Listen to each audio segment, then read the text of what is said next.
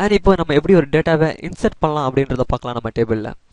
Okay, என்னுடைய data handling ஃபோல்டரில் போய்ட்டு right click பண்ணி ஆட் நியூ ஐட்டம் அண்ட் இதில் என்னுடைய வெப் ஃபார்மை சூஸ் பண்ணிவிட்டு நான் இதுக்கு பேர் வந்து இன்சர்ட் அப்படின்னு கொடுத்துறேன். And place code in separate file, select master page, add it. Okay, and நம்ம வழக்கமாக போடுற ஒரு டிவிஷன் அண்ட் என்னுடைய டிசைனர் வியூக்கு வந்துக்கிறேன். அண்ட் இதில் என்ன பண்ணிக்கிறேன், என்னுடைய சர்வர் எக்ஸ்ப்ளோரரில் போய்க்கிறேன். அதில் ஷிப்பர்ஸ் அப்படின்னு ஒரு டேபிள் இருக்குது. அந்த டேபிளை ஜஸ்ட் கிளிக் பண்ணி ட்ராக் பண்ணி என்னுடைய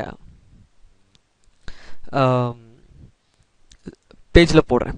அண்ட் அந்த கிரிட் வியூவை செலக்ட் பண்ணிவிட்டு என்னோடய லெஃப்ட் ஆரோ கீ ப்ரெஸ் பண்ணுறேன் அண்ட் ப்ரெஸ் என்டர்.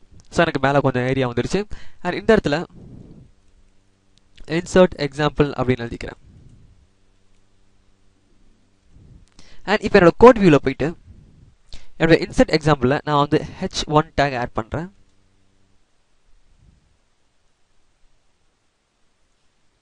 ஓகே, ஏன்னா எனக்கு h1 டேக் போகிறது மூலயமா இது கொஞ்சம் போல்டாக தெரியும். Okay, and save it. And இப்போ என்னுடைய பேஜை நான் ரைட் கிளிக் பண்ணி வியூ இன் ப்ரௌசர். ஸோ இந்த டிஃபால்ட்டாக ஃபயர்ஃபாக்ஸ் இருக்குது, என்னுடைய டிஃபால்ட் ப்ரௌசர் ஃபயர்ஃபாக்ஸ். ஓகே, என்னுடைய அந்த பர்டிகுலர் ஷிப்பர் டேபிளில் 3 டேட்டா தான் இருக்குது. அண்ட் இப்போ நம்ம 4வது ஒரு டேட்டா ஆட் பண்ண போகிறோம். Just close my browser. And இதுக்கு கீழே நான் வந்து ஒரு ஃபார்ம் ஒன்று ஆட் பண்ண போகிறேன். அதாவது என்னுடைய டூல் பாக்ஸில் போயிட்டு டேட்டா ஃபீல்டில் டீடைல் வியூ அப்படின்னு ஒரு ஒரு .NET காம்பனண்ட் இருக்குது. ஜஸ்ட் அதை கிளிக் பண்ணி ட்ராக் பண்ணி போடுங்க. நல்லா கவனிச்சுங்க, டீடைல் வியூ கீழே போட்டோன்னா எனக்கு இந்த ஒரு டீடைல் வியூ இங்கே டிஸ்பிளே ஆகும். அண்ட் இதில் ஸ்மார்ட் டேக்கை கிளிக் பண்ணுங்கள். கிளிக் பண்ணிவிட்டு சூஸ் டேட்டா சோர்ஸ்னு ஒன்று இருக்குது பாருங்கள். ஸோ அந்த சூஸ் டேட்டா சோர்ஸில் இந்த SQL டேட்டா சோர்ஸ் 1 சூஸ் பண்ணுங்கள்.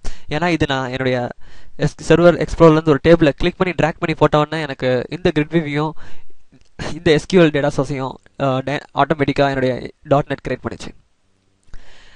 ஸோ இப்போ நான் இந்த டீடைல் வியூவை நான் கிளிக் பண்ணி போட்டிருக்கேன். இந்த ஸ்மார்ட் டேக்கை கிளிக் பண்ணிவிட்டு சூஸ் டேட்டா சோர்ஸ். ஸோ இதுக்கு வந்து SQL டேட்டா சோர்ஸ் 1 சூஸ் பண்ணுங்கள், அதாவது இந்த டேட்டா சோர்ஸை. அண்ட் இதில் கீழே பார்த்தீங்கன்னா enable paging, inserting, editing, deleting. So நம்ம பேஜிங், டெலிட்டிங், எடிட்டிங்கிறது கிரிட் வியூவிலே பார்த்துட்டோம். அண்ட் அதே மெத்தடை நம்ம இதுலேயும் பண்ணலாம். ஸோ ஆனால் இதுக்கும் கிரிட் வியூக்கும் என்ன டிஃப்ரென்ஸ் அப்படின்றத நான் இப்போ காமிக்கிறேன். ஸோ இந்த டீடைல் வியூவில் ஃபஸ்ட்டு நான் வந்து எனேபிள் இன்சர்ட்டிங்கை கொடுக்குறேன். ஓகே, இப்போ இந்த ஸ்மால் டாக் கிளிக் பண்ணுறேன். கொஞ்சம் கீழே வந்தால்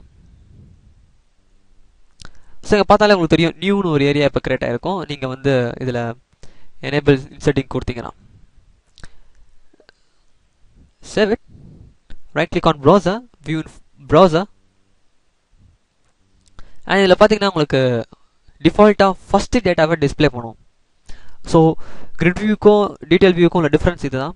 கிரிட் வியூ வந்து டாப்பில் நம்மளுடைய டேபிளுடைய காலம்ஸை வச்சுட்டு ரோஸாக நம்மளுடைய டேட்டாஸை டிஸ்பிளே பண்ணும். பட் இந்த டீடைல் வியூன்றது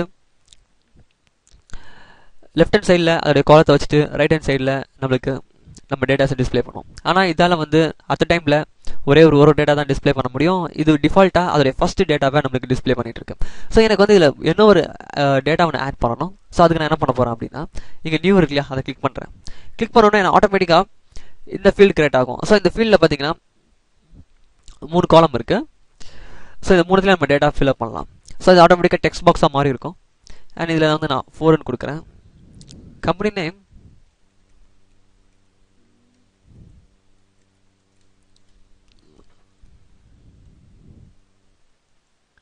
ஃபோன்,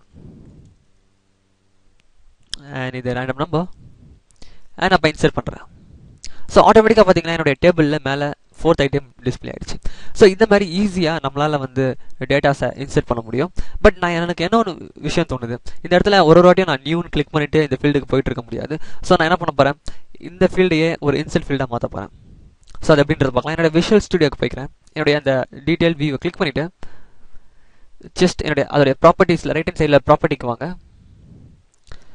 அண்ட் இதில் வந்து டிஃபால்ட் மோடு அப்படின்னு இருக்கும். டிஃபால்ட் மோட், இந்த டிஃபால்ட் மோடை ரீட் ஒன்லியிலேருந்து இன்சர்ட்டுக்கு மாற்றுங்க. ஸோ இதுக்கு மாற்றினோன்னா ஆட்டோமேட்டிக்காக நம்மளுடைய ஃபார்ம் அதுக்கேற்ற மாதிரி மாறி இருக்கும், இன்சர்ட் வியூக்கு மாறி இருக்கும். And just click okay, save, right click on browser, view in Firefox. என்னுடைய ப்ரீவியஸ் அவுட்புட்டை நான் க்ளோஸ் பண்ணிக்கிறேன். அண்ட் இப்போ பார்த்தீங்கன்னா எனக்கு டிஃபால்ட்டாகவே இது இன்செர்ட் ஃபார்முக்கான ஒரு ஃபீல்டை தருது. பேஜ் லோட் ஆன உடனே ஜஸ்ட் நான் இங்கே இப்போது கொடுத்துக்கலாம் something insert. Okay, 5th data add ஆகிடுச்சு. ஸோ இந்த மாதிரி ஈஸியாக நம்மளால் டேட்டாஸை இன்சர்ட் பண்ண முடியும்.